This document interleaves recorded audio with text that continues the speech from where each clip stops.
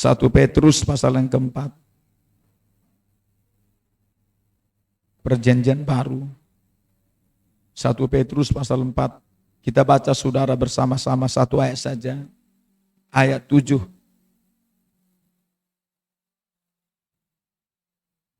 Kalau sudah ditemukan ayat 7, mari kita baca bersama. 3, 2, ya. Kesudahan segala sesuatu sudah dekat. Karena itu kuasailah dirimu dan jadilah tenang, supaya kamu dapat berdoa. Kita ulangi saudara. Kesudahan segala sesuatu sudah dekat. Karena itu kuasailah dirimu dan jadilah tenang, supaya kamu dapat berdoa. Haleluya. Saudaraku yang saya kasihi dalam nama Tuhan Yesus. Firman Allah ini sesuai dengan di sini saudaraku judulnya. Salah satu yang harus melekat bagi kita sebagai orang Kristen saudara. Menjalani perjalanan iman ini, menyongsong kedatangan Tuhan. Ayat ini berkata, mengingatkan kita bahwa kesudahan segala sesuatu sudah dekat.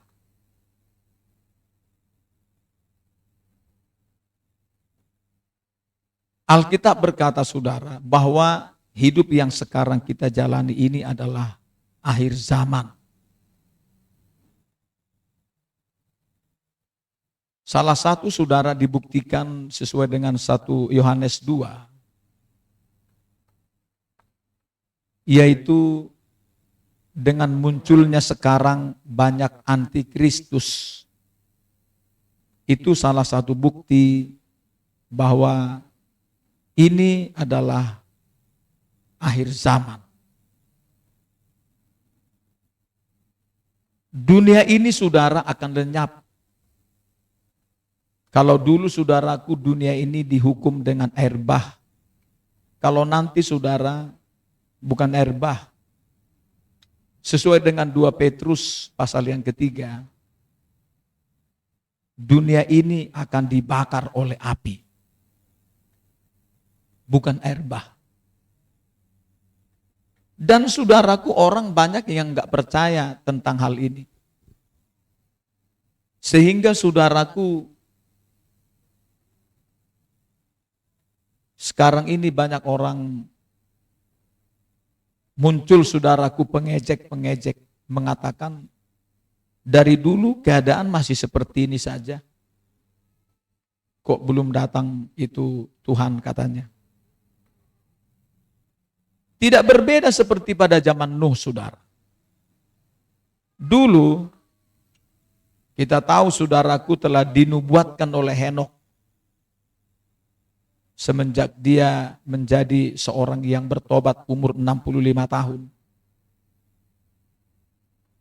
Diberitahu oleh Tuhan kepada dia bahwa akan ada nanti penghukuman kepada dunia ini dengan datangnya air bah.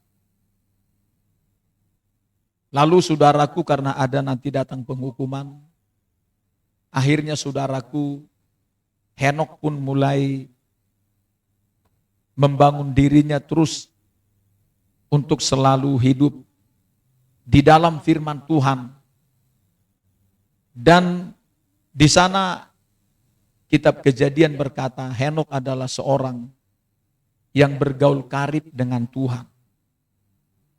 Sehingga saudara tidak heran hari itu dia bergaul karib dengan Tuhan itu bukan setahun 2 tahun, 300 tahun saudara. Dan umur genap 365 tahun, dia pun mengalami pengangkatan. Manusia pertama saudara yang mengalami pengangkatan pada hari itu. Lalu saudaraku di zaman Nuh baru datang saudara air bah. Ya, di zaman Nuh.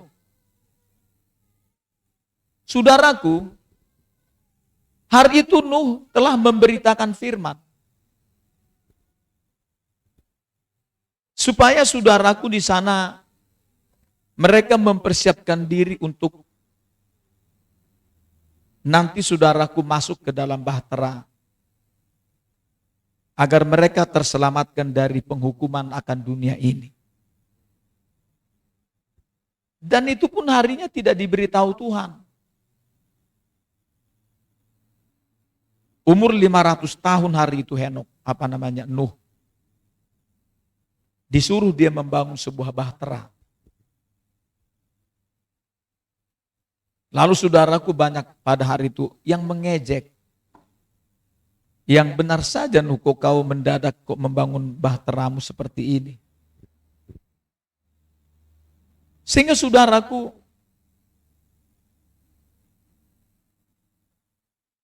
hari itu pas genap 100 tahun dari ketika Tuhan sudah ngomong kepada Nuh.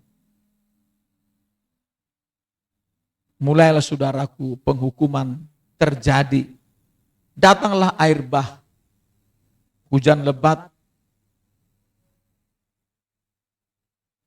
bahkan samudera terbelah mengeluarkan airnya luar biasa. Sehingga saudaraku, matilah saudaraku seluruh makhluk hidup pada hari itu, kecuali yang sudah ditentukan, keluarga Nuh serta juga binatang-binatang yang dipilih pada hari itu. Di sana 40 hari 40 malam, luar biasa. Saudaraku, zaman sekarang juga disebut saudaraku untuk menantikan kedatangan Tuhan. Di mana suatu hari akan datang saudara, penghukuman akan dunia ini berupa api. Untuk lebih jelas coba kita baca sebentar 2 Petrus pasal 3.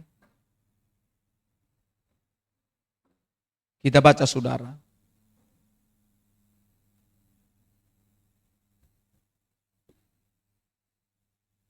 Ayat 9 dan 10.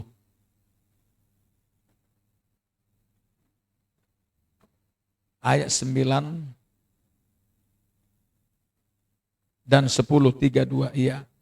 Tuhan tidak lalai menepati janjinya, sekalipun ada orang yang menganggapnya sebagai kelalaian. Tetapi ia sabar terhadap kamu, karena ia menghendaki supaya jangan ada yang binasa, melainkan supaya semua orang berbalik dan bertobat. Tetapi hari Tuhan akan tiba seperti pencuri. Pada hari itu langit akan lenyap dengan gemuruh yang dahsyat, dan unsur-unsur dunia akan hangus dalam nyala api, dan bumi dan segala yang ada di atasnya akan hilang lenyap.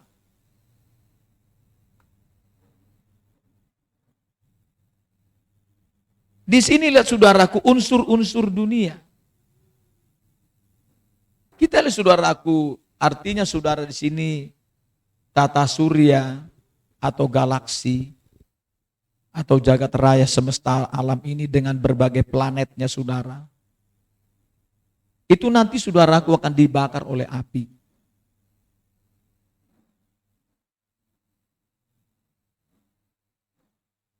Dan dikatakan segalanya akan hilang lenyap.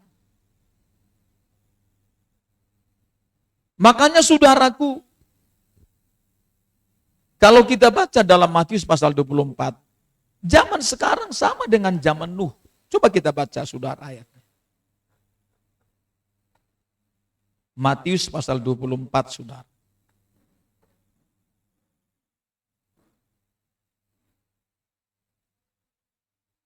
Matius 24.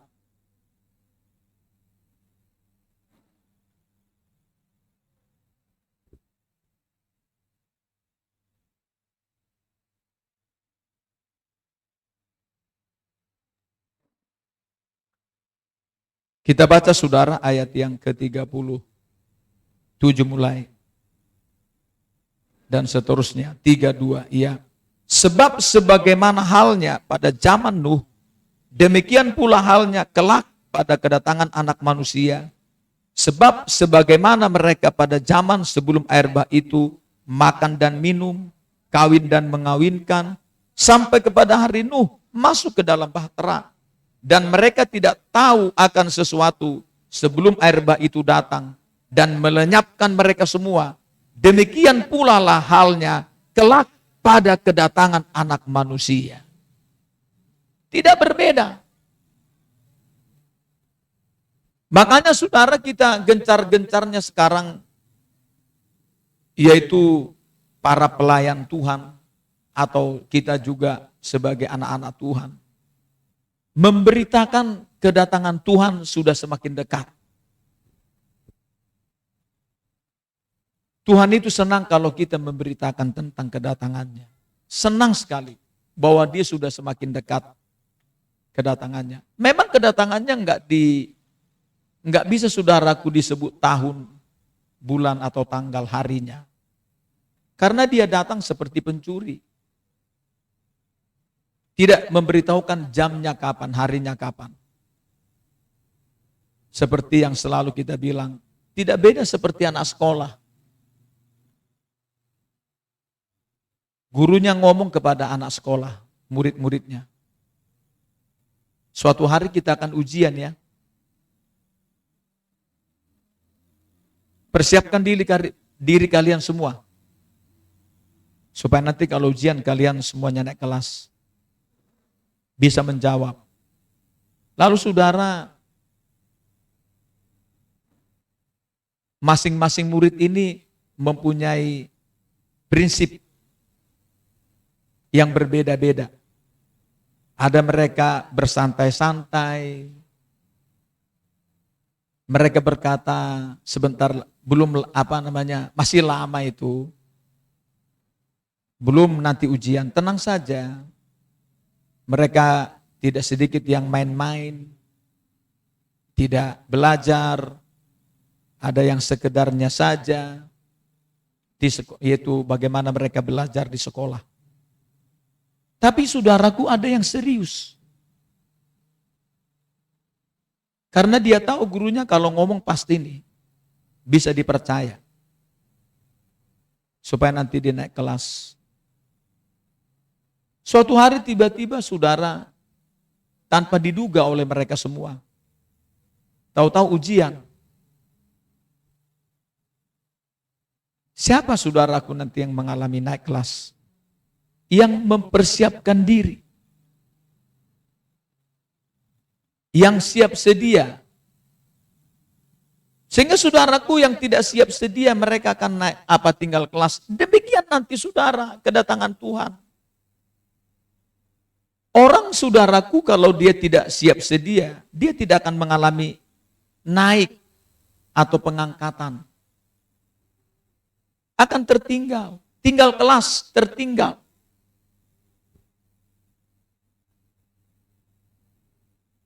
Kita berada di bumi ini adalah sedang menjalani sekolah kehidupan untuk mempersiapkan kita saudara mengalami naik ke sorga, pengangkatan.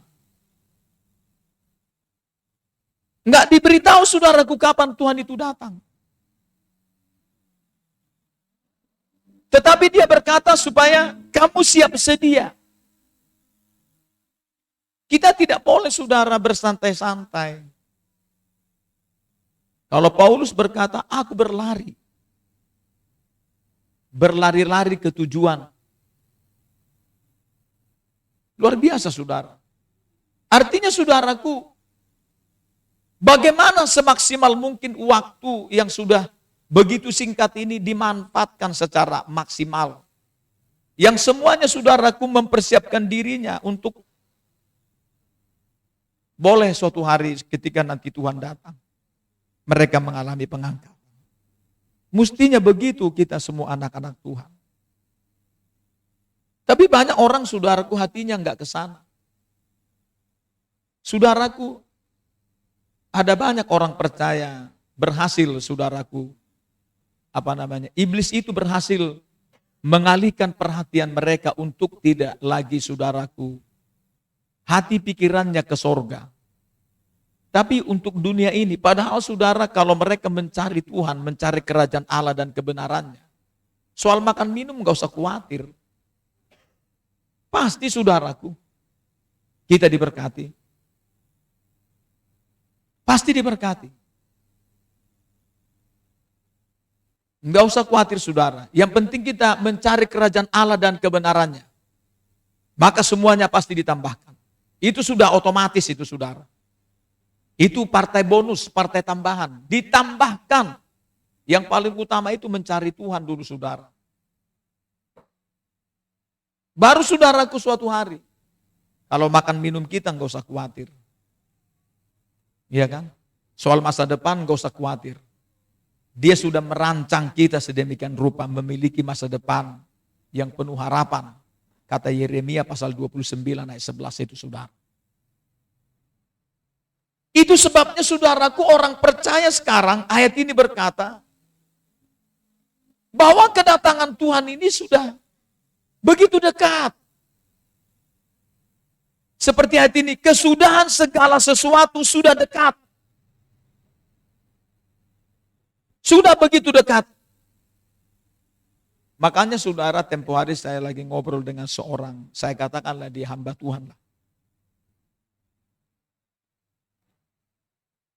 Ada pernyataan Tuhan kepada dia, supaya seperti kita-kita ini, kalau melihat saudaraku situasi sekarang, harus banyak berdoa. Ayat ini berkata, supaya kamu dapat berdoa. Bagaimana saudaraku sekarang menilai bahwa kesudahan segala sesuatu sudah dekat? Sebetulnya kan sederhana. Tuhan Yesus sudah berkata, setidaknya akan terjadi saudaraku, yaitu tanda-tanda kedatangannya itu kan Matius 24. Akan terjadi perang, akan terjadi penyakit sampar, akan terjadi saudaraku muncul nabi-nabi palsu, bahkan bencana-bencana yang lain, gempa bumi dan seterusnya. Bahkan hal-hal yang mengejutkan akan muncul saudara. Itu saudaraku adalah sinyal. Tanda-tanda bahwa kedatangan Tuhan sudah begitu dekat. Kalau kita lihat saudaraku bagaimana sekarang ini, peristiwa-peristiwa yang sedang dialami oleh bangsa kita. Begitu saudaraku terus-menerus muncul bencana saudara. Banyak korban jiwa saudara. Dan Alkitab berkata saudara, kalau kita baca dalam kitab Wahyu, akan terjadi nanti 3 serial penderitaan. Kan kita sudah tahu itu. 3 serial. Pertama 7 meterai. Sekarang ini sedang dibuka 7 meterai itu saudara. Sedang dibuka. Ketika dibuka itu saudaraku, mulai tergenapi satu demi satu, terus menerus. Dan tidak ada yang bisa memberhentikan itu. Namanya sudah diwahyukan. Kan kita sudah tahu tujuan wahyu itu apa untuk kita anak-anak Tuhan ini. Amsal 29 berkata, kalau tidak ada wahyu, menjadi liarlah rakyat. Kalau tidak ada pewahyuan dalam pelayanan di dalam gereja ini, tidak diberitahu saudara, kita ini hidup kita bisa menjadi liar. Seperti dalam kitab Mazmur 32 ayat 9 berkata, di sana ada banyak perangai seperti keledai liar, kuda yang garang. Mereka saudaraku hidupnya tidak terkontrol. Seperti pada zaman Nuh. Tetapi kita saudaraku yang dipilih menjadi anak Tuhan ini, ketika datang pewahyuan berupa, ada 3 serial setidaknya antara lain saudara, bahwa kedatangan Tuhan sudah semakin dekat. Apa itu saudara? 7 meterai. Di sana, bagaimana penderitaan saudaraku akan terjadi di muka bumi ini. Yang kedua, 7 sangkakala. Dan yang ketiga saudara, 7 cawan murka Allah yang paling dahsyat. Tetapi kita anak Tuhan, saudara, kita tahu kedatangan Tuhan itu pada saat datangnya sangkakala. Kalau dalam kitab 1 Tesalonika pasal 4. Ya. Ketika sangkakala Allah mulai bunyi, saudara. Kata ayat ini, saudaraku, 1 Tesalonika pasal 4 ini. Kalau kita baca, saudara. Ya. Ayat yang ke-16 ini. Pada waktu itu tanda diberi, yaitu pada waktu penghulu malaikat berseru dan sangkakala Allah berbunyi. Maka Tuhan sendiri akan turun dari sorga dan mereka yang mati dalam Kristus akan lebih dahulu bangkit. Saudaraku, kedatangan Tuhan nanti pada bunyi sangkakala Allah. Makanya saudaraku, nanti seluruh dunia akan mendengarkan sangkakala Allah ini. Kalau boleh saudaraku, yaitu ketika ada beberapa sangkakala yang terdengar tempo hari, kalau tidak salah itu di Jerman sama di Australia. Itu ada banyak orang menerjemahkan itu semacam kalau mau main musik dites dulu, saudara, alat musik itu. Ya, dites dulu. Seperti itu. Karena hanya beberapa daerah tertentu yang mendengar sangkakala itu. Tetapi saudaraku, sangkakala Allah untuk saudaraku di sana membuat orang percaya akan mengalami pengangkatan. Di mana saat itu sangkakala ketika berbunyi, di sanalah Tuhan akan datang di udara.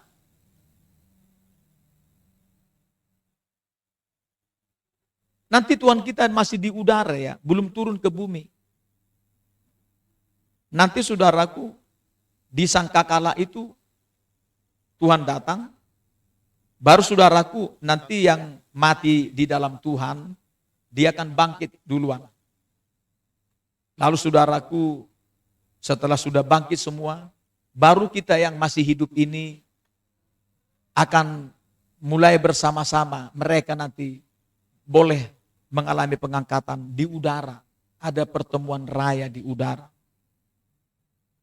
Seperti pujian, ada pertemuan di udara, pertemuan yang manis. Ada nanti pertemuan di udara. Dan saudaraku, semua orang akan mendengarkan sangkakala itu. Dan nanti saudaraku banyak yang tertinggal. Kalau saya, saudaraku, menonton kiriman.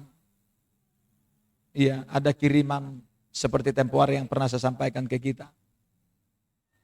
Bagaimana anak kecil, setidaknya ada 2 orang, anak kecil. Di sana dia, bagaimana keadaan itu begitu mengerikan. Ketika Tuhan datang di udara, ternyata anak itu terangkat, ibunya tidak terangkat. Sampai nangis-nangis dia. Mengerikan kan keadaan itu. Kalau saya lihat ibunya santai aja. Iya. Sampai-sampai dia tidak mau berpisah dengan ibunya. Kenapa saudara? Kalau saya melihat saudaraku, memang Alkitab kan berkata dalam kitab Kisah Rasul pasal 2. Pemberian Roh Kudus itu tidak lagi dibatasi umur. Bisa orang tua, bisa anak-anak, bisa remaja. Ya. Itu mereka dipenuhi dengan Roh Kudus. Dan ternyata mereka dipakai Tuhan, saudaraku, untuk menyadarkan, yaitu dunia ini minimal keluarga mereka masing-masing. Supaya jangan saudaraku bermain-main atau santai-santai di perjalanan iman ini. Tetapi betul-betul mempersiapkan diri. Seperti Nuh. dan keluarganya digambarkan membangun bahtera, saudaraku, dengan ukuran yang pas. Seperti kita, saudaraku. Membangun bahtera kerohanian kita ini sekarang dengan ukuran yang pas. Yaitu ukuran firman Allah. Tidak boleh ditambah, tidak boleh dikurang. Supaya nanti kita mengalami pengangkatan. Iya. Karena saudaraku, kedatangan Tuhan sudah semakin dekat ini, saudara. Iya. Kalau saudaraku kita ini ya, tempo hari saudaraku ada, saya waktu tempo hari juga mengalami begitu ya. Saya lihat memang api itu datang ya. Luar biasa bumi ini akan dibumi hanguskan. Iya. Lalu saya saat itu saya bilang sama Tuhan, saya memang berusaha, saya tidak panik pada hari itu ya. Di dalam pernyataan Tuhan itu. Saya tidak mungkin lari Tuhan. Sekarang angkat saya bilang. Angkat saya tidak mau, pokoknya angkat saya. Tiba-tiba saya, saudaraku, mengalami pengangkatan. Itu, saudaraku, sebuah pernyataan bahwa kalau kita belajar, saudaraku, serius ikut Tuhan ini, tidak sia-sia, saudaraku, ketekunan kita di dalam perjalanan iman ini dengan menjadi pelaku firman Tuhan akan mengalami pengangkatan. Banyak yang tertinggal. Kenapa tertinggal? Karena tidak siap sedia. Apanya yang membuat tidak siap sedia sehingga mereka tertinggal? Ada yang memberati mereka. Kata Yesaya pasal 43. Kamu memberati aku dengan dosamu. Coba kita baca. Yesaya pasal 43. Kalau saya baca ini, saudaraku, apalagi dengan pernyataan-pernyataan Tuhan, aduh, itu saudara, pewahyuan itu luar biasa sebetulnya. Saya senang kalau ada teman-teman atau siapa kita, entah kita hamba Tuhan atau jemaat, saling kita ngobrol-ngobrol bagaimana saudara supaya kita mengalami pengangkatan. Coba kita baca ayatnya. Ayat 24. Bagian, ya ayat 24, 32, iya. Engkau tidak membeli tebu wangi bagiku dengan uang atau mengenyangkan aku dengan lemak korban sembelihanmu. Tetapi engkau memberati aku dengan dosamu. Engkau menyusahi aku dengan kesalahanmu. Saudara, apa nanti yang memberati kita sehingga kita tidak mengalami pengangkatan? Dosa dan kesalahan kita. Engkau memberati aku dengan dosamu. Saudara, kita harus tahu firman Tuhan. Supaya kita tahu ini berdosa apa enggak kita. Saya khawatirnya saudaraku seperti Amsal 14 ayat 12. Ada orang yang merasa dia masih berjalan di jalan yang lurus. Tetapi saudara ternyata sudah menyimpang dan berakhir dengan maut. Lihat ayat ini, saudara. Engkau memberati aku dengan dosamu. Makanya tempo hari ya. Kalau dalam penglihatan itu ya. Ada di sana saudaraku yang memberati di kakinya. Diikat saudaraku oleh HP. Jadi banyak waktu itu hanya kepada HP. Menonton yang tidak perlu saudara. Yang sia-sia. Hanya memuaskan mata saja. Seperti dalam kitab Pengkhotbah. Mata ini gak pernah puas. Coba saudara nonton. Katakanlah sinetron begitu ya. Atau film-film apa. Sampai pagi pun gak puas itu. Maunya terus. Makanya tadi 1 Petrus 4 berkata, kesudahan segala sesuatu sudah dekat. Sebab itu kuasailah dirimu. Sekarang banyak orang orang tidak bisa menguasai dirinya, terutama keinginan mata, saudara. Iya, dipuaskan. Dan ini tidak pernah puas. Mata ini, kata kitab pengkhotbah, saudara. Nggak pernah puas mata ini.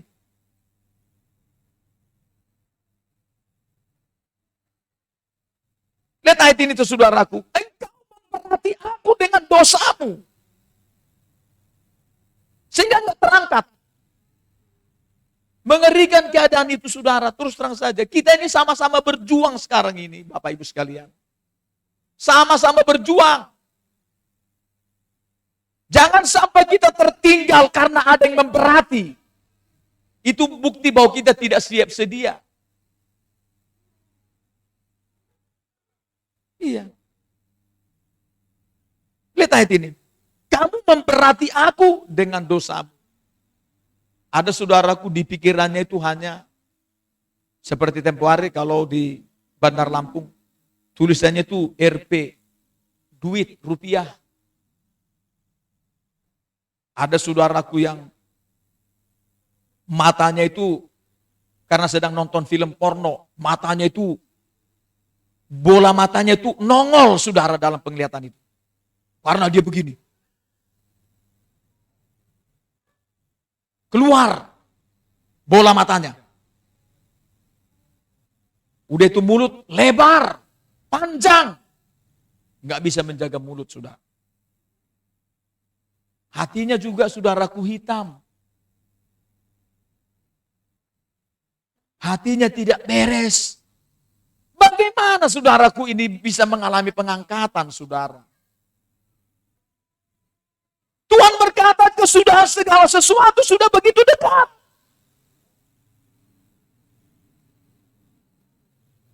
Kita harus betul-betul, saudaraku, sekarang sama-sama berjuang. Mempersiapkan diri. Waktu ini sedang terburu habis, saudara. Tidak bisa lagi, saudaraku, kita bersantai-santai. Harus, saudaraku, sekarang ini bagaimana kita? Jangan sampai ketinggalan di perjalanan iman ini. Walaupun, saudaraku, sekarang masih terbuka, kata Ibrani 4 ayat 1. Masih terbuka pintu untuk masuk surga. Tapi jangan ada yang tertinggal. Jangan ada yang ketinggalan di perjalanan ini. Kalau ada yang merasa tertinggal, saudara, ketinggalan, kejar ketertinggalanmu, saudara. Kejar. Tidak begitu susah untuk mengejar ketertinggalan. Wahyu 2 berkata kepada jemaat di Efesus, sebab itu, kata ayat itu, lakukanlah lagi seperti yang engkau lakukan pada mula-mula itu. Yaitu ketika mula-mula. Yang semula. Lakukan lagi apa yang semula engkau lakukan. Apa yang mereka lakukan hari itu mula-mula? Mereka bagaimana begitu giatnya, saudaraku. Yaitu bagaimana mereka berdoa di rumah begitu giat pagi, siang, malam. Bagaimana mereka giat dalam berdoa, baca Alkitab. Bagaimana mereka bergiat untuk membawa jiwa-jiwa, keluarga siapa saja untuk datang kepada Tuhan. Bagaimana mereka sungguh-sungguh menginjil, membesuk, berpuasa, bekerja juga, saudaraku, sungguh-sungguh. Saudara, apa yang kita kerjakan ini semuanya sebetulnya, saudara, ya, dalam rangka bagaimana berita Injil ini boleh tersampaikan, saudaraku, ke di mana, saudaraku, kita melayani. Iya. Boleh sampai, saudaraku, di Batu Raja atau di Sungai Lilin. Kan karena ada. Kita bekerja, dapat berkat, lalu kita persembahkan persembahan. Dan itu diberangkatkan. Itu yang memobilisasi. Atau, saudaraku, membuat kita bisa berjalan kemana-mana. Kan semuanya dalam rangka itu. Gak usah khawatir, saudaraku. Kalau soal kita diberkati di bumi, pasti kita diberkati. Makanya kita berkata, kumpulkan hartamu di sorga, jangan di bumi. Kalau soal di bumi ini percaya saja. Kalau saya terus terang aja, yakin saya. Yang penting saya datang mencari kerajaan Allah dan kebenarannya. Salah satunya beribadah seperti ini. Saya pasti diberkati. Itu aja kunci utama. Iya. Itu paling utama itu. Semuanya sebetulnya sedang kita lakukan, baik pekerjaan kita apa saja dalam rangka bagaimana supaya Injil ini bisa diberitakan di mana-mana. Karena suatu hari uang kita tidak bisa menolong kita. Kata Lukas 16 ayat 9. Tetapi ketika uang ada pada kita, harta kita pergunakan untuk pekerjaan Tuhan. Itu saudaraku, kita sedang mengumpulkan harta di sorga, membangun rumah kita di sorga, dan suatu hari itu tidak akan berguna.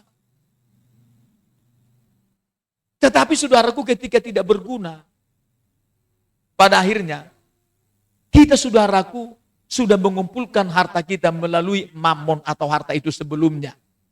Kan semuanya berguna jadinya kan. Saudaraku, tenaga kita, waktu kita persembahkan semua. Saudaraku yang saya kasih dalam nama Yesus Kristus, lihat ayat ini. Jangan ada yang memberati. Iya. Jangan ada yang memberati kita saudara, yaitu dosa-dosa kita. Harus sesuai dengan firman Tuhan terus yang kita lakukan. Hubungkan terus saudaraku, memang apa yang kita lakukan sesuai dengan firman apa tidak. Hubungkan terus. Jangan memuaskan keinginan daging saudara. Kita memberi makan daging kita sampai gemuk daging kita. Menjadi kuat, besar. Ujungnya saudaraku, manusia roh kita, manusia batinnya kita menjadi lemah. Lumpuh. Lama-lama kita menjadi mati rohani saudara. Karena ditekan oleh perbuatan daging yang semakin besar, gemuk dan kuat saudara. Karena selalu memberi makan itu dengan melakukan yaitu kemauannya. Tapi kita belajar bagaimana roh kita di dalam manusia batinnya kita ini. 2 Korintus 4 berkata ayat 16. Manusia jasmaniah kami, kata Paulus, lahiriah kami akan makin merosot. Tetapi manusia batinnya kami selalu dibaharui dari sehari ke sehari. Artinya di sana, Paulus di sana bukan melihat yang bagaimana supaya keinginan tubuh ini yang disenangkan, tidak. Tapi bagaimana manusia batiniahnya ini saudara. Ya selalu saudaraku dia rawat. Supaya selalu mengalami pembaharuan sehari demi sehari. Makanya Alkitab berkata jangan salah. Apa dibilang dalam kitab Mazmur pasal 90? Ajarlah kami Tuhan menghitung hari-hari kami.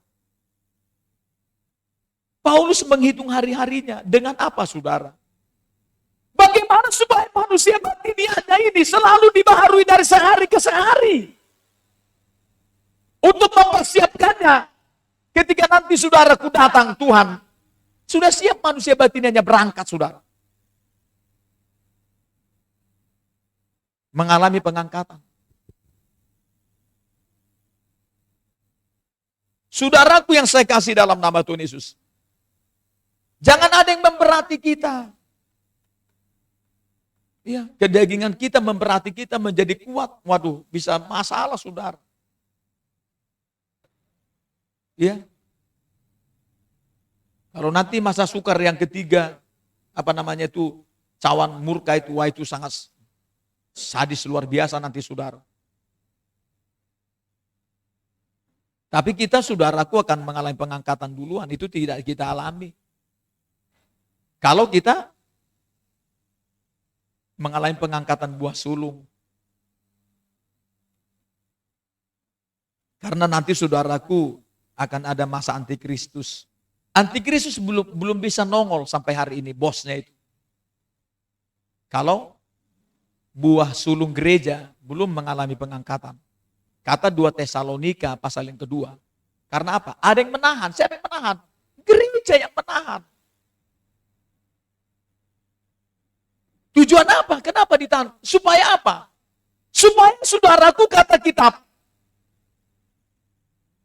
Roma pasal 9, supaya tergenapi dulu kuota jumlah yang ditentukan yang akan berangkat ke sorga, pengangkatan itu. Digenapi dulu berapa jumlahnya. Seperti orang Israel, jumlah mereka nanti terangkat itu jumlah 144.000 orang. Sekarang itu masih digambarkan masih dalam kandungan. Dalam kandungan itu artinya sedang dipersiapkan untuk lahir nanti 144.000 orang yang akan mengalami pengangkatan, saudaraku. Buah sulung orang, khusus untuk orang Israel. Jumlahnya sedikit. Ya, jumlahnya sedikit. Tidak banyak. Makanya nanti pengangkatan buah sulung gak banyak, saudaraku, sedikit. Digambarkan seperti buah-buahan. Itu di rumah kami baru dibeli oleh istri saya, pisang kepok. Ada yang duluan matang, 1 biji saya lihat. Itu namanya buah sulung, duluan matang. Yang duluan matang. Nanti itu dipetik duluan itu. Iya, dipetik duluan. Itu namanya kita ini buah sulung kelak akan dipetik duluan oleh Tuhan. Mengalami pengangkatan, saudara. Siapa itu orangnya? Yang memang sudah siap sedia. Yang setia mengikut Tuhan. Nah, saudara, saya akan baca dulu satu lagi dulu. Tentang ciri-ciri atau tanda akhir zaman ini yang begitu mengerikan. Jangan ini terjadi sama kita. 2 Timotius pasal 3. Mengulangi saja sama kita, saudara. 2 Timotius 3. Kita baca, saudara. 2 Timotius 3. Ayat 1, judulnya keadaan manusia pada akhir zaman. Kita baca, saudara. Ayat 1 sampai 7. 3, 2, iya. Ketahuilah bahwa pada hari-hari terakhir akan datang masa yang sukar. Manusia akan mencintai dirinya sendiri dan menjadi hamba uang. Mereka akan membual dan menyombongkan diri. Mereka akan menjadi pemfitnah. Mereka akan berontak terhadap orang tua dan tidak tahu berterima kasih. Tidak memperdulikan agama. Tidak tahu mengasihi. Tidak mau berdamai. Suka menjelekkan orang. Tidak dapat mengekang diri. Garang. Tidak suka yang baik, suka mengkhianat, tidak berpikir panjang, berlagak tahu, lebih menuruti hawa nafsu daripada menuruti Allah. Secara lahiriah mereka menjalankan ibadah mereka, tetapi pada hakikatnya mereka memungkiri kekuatannya. Jauhilah mereka itu, sebab di antara mereka terdapat orang-orang yang menyelundup ke rumah orang lain dan menjerat perempuan-perempuan lemah yang syarat dengan dosa, dan dikuasai oleh berbagai-bagai nafsu, yang walaupun selalu ingin diajar, namun tidak pernah dapat mengenal kebenaran. Ini, saudara, kalau kita baca ini, waduh, keadaan manusianya ini ya. Kalau tadi kita baca misalnya keadaan alam, kalau keadaan manusia seperti ini, akan, saudaraku, ini masa sukar ini. Orang akan mencintai diri sendiri, nggak peduli lagi dengan si A, si B. Iya. Iya. Gua. Apa rupanya? Seperti itu, saudara. Masa bodoh semua. Tidak ada lagi, saudara. Keadaan begitu luar biasa, saudaraku. Yaitu moral manusia begitu merosotnya, saudara. Dan sekarang ini sedang terjadi ini.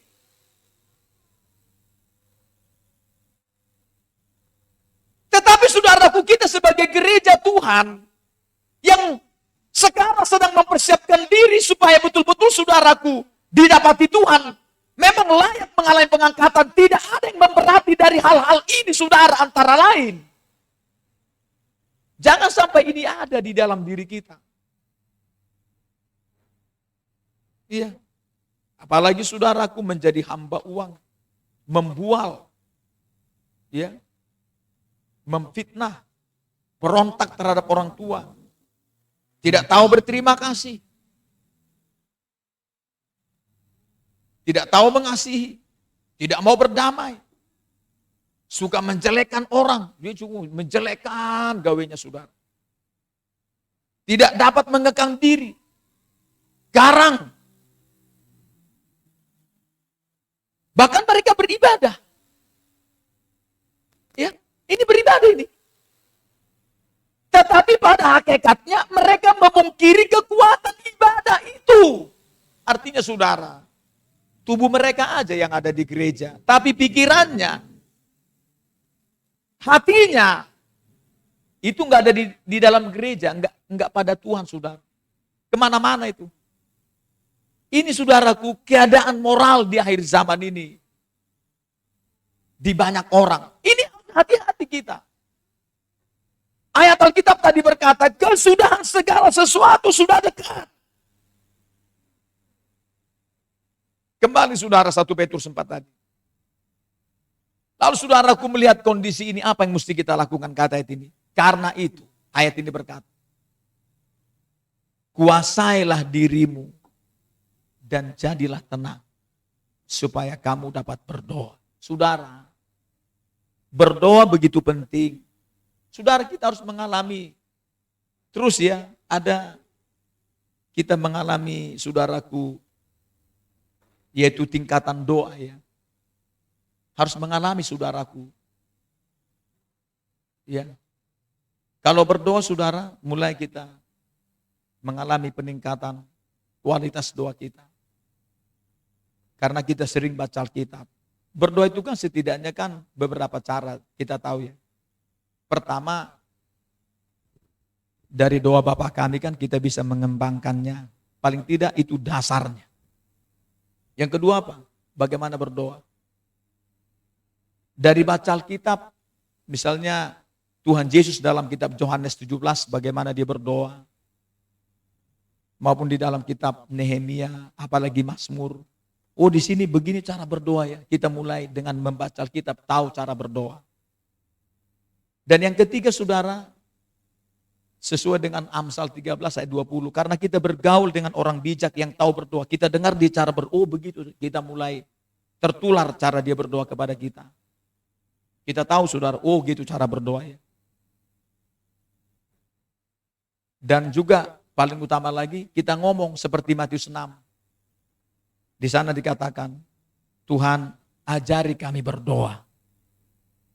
Saya saudara kalau sudah disuruh Pak Pendeta kita di Bandar Lampung misalnya ambil bagian dalam doa, saya dari tempat duduk udah ngomong saya berdoa. Tuhan nanti kalau saya disuruh berdoa, ajari saya nanti berdoa ya. Saya nggak ngerti berdoa. Sehingga nanti dia akan mengajari kita berdoa melalui apa yang keluar di mulut kita nanti. Seperti Tuhan berkata, aku akan menaruh perkataanku di mulutmu. Kata kitab Nabi Yesaya. Apalagi kita penuh dengan Roh Kudus, ada doa berbahasa roh, saudara. Kan luar biasa ya. Nah ini saudaraku, bagaimana supaya bisa berdoa ini? Tujuan dengan berdoa ini apa? Dengan berdoa ini saudaraku, kita akan dapat kekuatan. Kita akan kuat saudaraku menghadapi sekarang ini, kesudahan yang sekarang ini sudah makin dekat ini.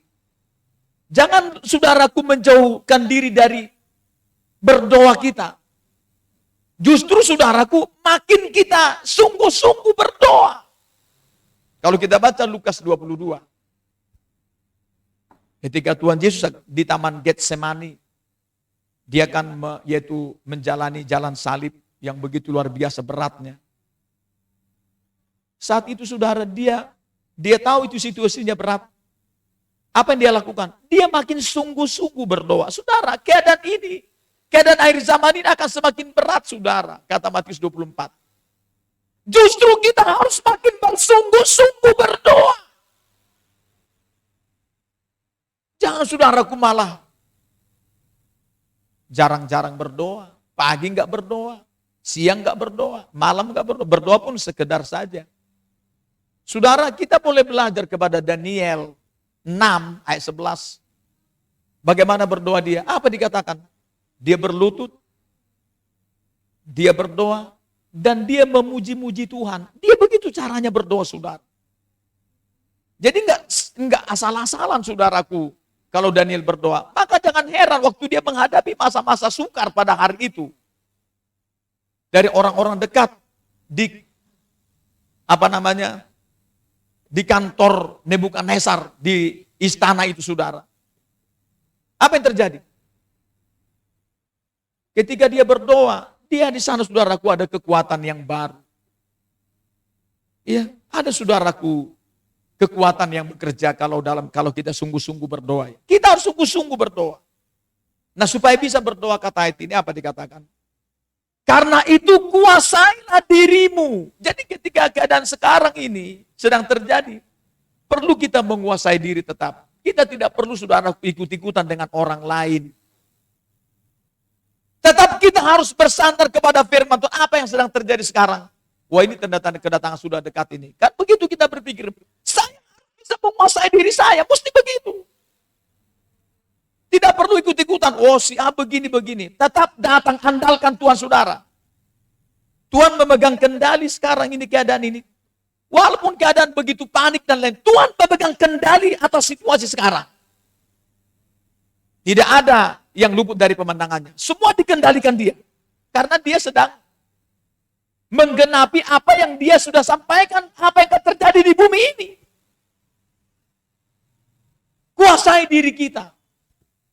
Banyak orang tidak bisa menguasai diri. Makanya Amsal berkata, orang yang tidak bisa menguasai diri, dia sama dengan yaitu kota yang temboknya roboh, kata firman Tuhan. Artinya nggak ada kekuatan apa-apa kalau orang. Yaitu, saudaraku, kalau dia nggak bisa menguasai diri, kuasai diri. Makanya dulu, saudara, salah satu yang membuat Musa, dan yang membuat Musa tidak sampai ke tanah Kanaan itu apa? Nggak bisa menguasai diri. Harusnya dia ngomong ke batu itu, batu keluar kau air. Tapi dia, saudaraku, gusar. Langsung dengan amarah dia nggak bisa menguasai, dilemparnya tongkat ke saudara. Ke batu itu. Memang keluar air. Tapi dia nggak bisa menguasai diri. Dia di sana merendahkan martabat Tuhan. Saudara, memang ini harus bisa kita lakukan, menguasai diri. Dan dikatakan, dan jadilah tenang. Jadilah tenang. Saudara, kalau kita baca tentang tenang ini, bagaimana bisa tenang? Setidaknya, saudara, ada dua saja. Pertama apa? Mazmur 62. Hanya dekat Allah saja aku tenang. Saudara, kalau kita dekat dengan Tuhan, kita bisa menjadi tenang. Makanya Yakobus sempat berkata, mendekatlah kepada Tuhan, maka dia akan mendekat kepadamu. Hari itu, saudara, ketika datang persoalan kepada perempuan Kanaan yang dalam Matius pasal 15 ayat 21 mulai. Bagaimana para murid mulai mengusir dia. Dan lain-lain persoalan untuk datang mendekat sama Tuhan. Tapi, saudaraku, dia malah makin mendekat. Jadi ketika ada situasi keadaan zaman ini sudah semakin, yaitu mau berakhir, sudah kita semakin mendekat kepada supaya bisa menjadi tenang. Apalagi dalam Yesaya pasal 30. Apa dibilang sana Yesaya 30? Di dalam tinggal tenang dan percaya. Di sanalah terletak kekuatan. Kata firman Tuhan. Ketika memang terus kita percaya, lalu kita mulai tenang, mulai kekuatan ada dalam kita. Sehingga kita kuat berdoa, kuat baca Alkitab. Karena kita apa sana? Kita dekat dengan Tuhan. Kita di sana tinggal tenang dan percaya. Maka, saudaraku, kita bisa berdoa, kata ini. Mendoakan apa? Mendoakan diri kita, mendoakan pelayanan, mendoakan keluarga. Kita nggak boleh lepas dari doa, saudara. Jangan. Kita harus terus berdoa. Ya, sekelam apapun keadaan dunia ini, sesuram apapun yang kita dengar, tetaplah berdoa. Walaupun sepertinya tidak ada jalan keluar nampaknya. Ketika masalah mulai, yaitu di sana bertubi-tubi datang menimpa kita. Seperti nggak ada jalan keluar, tetapi tetaplah berdoa. Harus berdoa. Sepertinya tidak ada harapan, tapi tetaplah berdoa. Sepertinya tidak ada lagi jalan keluar, sudah buntu, tetap berdoa. saudaraku kita mulai dikata-katai orang, dipojokkan dan lain, tetap berdoa. Jangan tinggalkan jam-jam doa kita, saudara. Kalau perlu, seperti Lukas 22, makin bersungguh-sungguh berdoa. Jangan malas, saudaraku, nggak ada gunanya saya berdoa. Nggak bisa. Kalau saya pribadi, mau seperti buntu pun keadaan, saya tidak mau lepas dari berdoa. Saya harus terus berdoa. Apapun yang terjadi. Karena saya tahu, Tuhan itu nggak segede pikiran kita, nggak segede otak kita. Bahkan Alkitab berkata, bukan seperti yang kita pikirkan Tuhan itu menjawab dari semua persoalan kita. Bukan seperti yang kita lihat atau yang kita dengar. Hidup kita adalah hidup karena percaya, saudara. Bukan karena melihat. Sebab itu, saudaraku, bangun terus diri kita ini untuk tekun berdoa. Berdoa terus.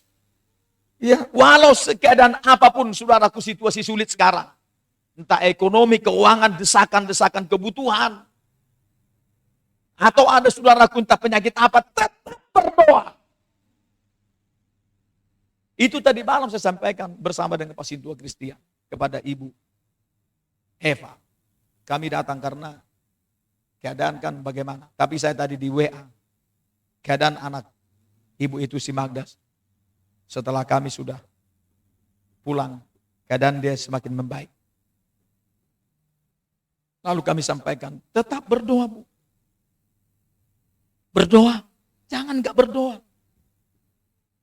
Sebab itu, saudara, hari ini firman Allah berkata kepada kita. Apalagi kesudahan segala sesuatu sudah dekat ini. Kuasai diri. Teruslah hidup di dalam firman. Dan ayat ini, jadilah tenang. Supaya kita bisa tenang, teruslah dekat dengan Tuhan. Mendekat dengan Tuhan tidak begitu sulit. Datang menyembah Dia, memuji-muji Dia. Tinggal dalam firman-Nya, kita dekat dengan Dia. Kalau sudah dekat dengan kita, mendekatlah kepada, maka Dia akan mendekat. Maka kita berkata, tunduklah kepada Dia, dan lawanlah si iblis, maka dia akan lari daripadamu, kata Yakobus 4. Sehingga saudaraku, kita bisa menjadi tenang. Berdoa pun kita bisa menjadi lancar, saudara. Dan doa kita akan menghasilkan kuasa, kekuatan yang begitu luar biasa.